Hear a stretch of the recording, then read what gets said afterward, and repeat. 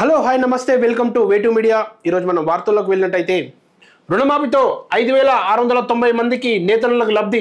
మంత్రి తుమ్మల నాగేశ్వరరావు చేనేత కార్మికులకు రుణమాఫీ పథకంలో 5691 మందికి లబ్ధి పొందారని రాష్ట్ర చేనేత శాఖ మంత్రి తుమ్మల నాగేశ్వరరావు తెలిపారు।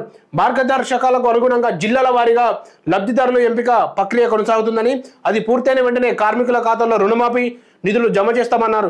బుధవారం ఆయన హైదరాబాద్లో తన కార్యాలయంలో విలేకరులతో మాట్లాడుతూ రుణమాఫీపై ముఖ్యమంత్రి రేవంత్ రెడ్డి ఇచ్చిన మాట నిలబెట్టుకున్నామని చెప్పి పథకం అమలుకు 33 కోట్లు విడుదల చేశామని, అలాగే పరిపాలన అనుమతులు ఇచ్చాం।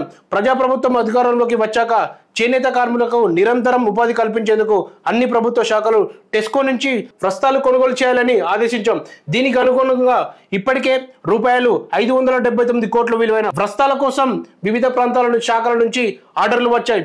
రూపాయలు 193 కోట్లతో చేనేత అభయహస్తం పథకం అమలు చేస్తున్నాం।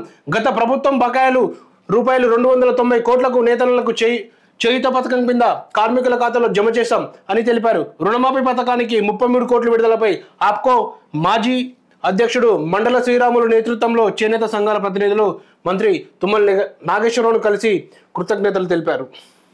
అలాగే రుణమాఫీతో 5691 మంది చేనేతలకు లబ్ధి పొందారని చెప్పి మా ప్రభుత్వం చేనేత కార్మికులకు అండగా ఉంటుందని, అలాగే రేవంత్ రెడ్డి ఎన్నికలకు ముందు వచ్చే ముందు ఇచ్చిన మాట నిలబెట్టుకున్నామని, ఎప్పుడు కాంగ్రెస్ పార్టీ పేదల పక్షాన బడుగు బలహీన పక్షాన అలాగే వాళ్ళ కోసం వస్త్రాలు కూడా టెస్కో నుంచి కూడా ఆర్డర్లు ఇస్తున్నామని, అలాగే చేనేత వస్త్రాల కోసం ప్రభుత్వం కూడా ఆర్డర్లు ఇచ్చేదని, చేనేతలకు ఎప్పుడుగా అండగా ఉంటామని చెప్పి కూడా నిన్న తుమ్మల నాగేశ్వరరావు గారు వివరించారు। అలాగే రేవంత్ రెడ్డి కూడా దీనిపై పూర్తి శ్రద్ధ వహిస్తూ చేనేత కార్మికులకు మనం ఏదో ఓటు చేయాలి, మనం నమ్ముకొని ఓట్లు వేసినందుకు ప్రజలకు ఎప్పుడు అందుబాటులో ఉండాలని చెప్పి కూడా కింద అధికారులకు కూడా వివరించారు। అలాగే మరో మంచి న్యూస్తో మీ ముందుకు వస్తా నేను Suresh. Thank you, please subscribe వేటు మీడియా।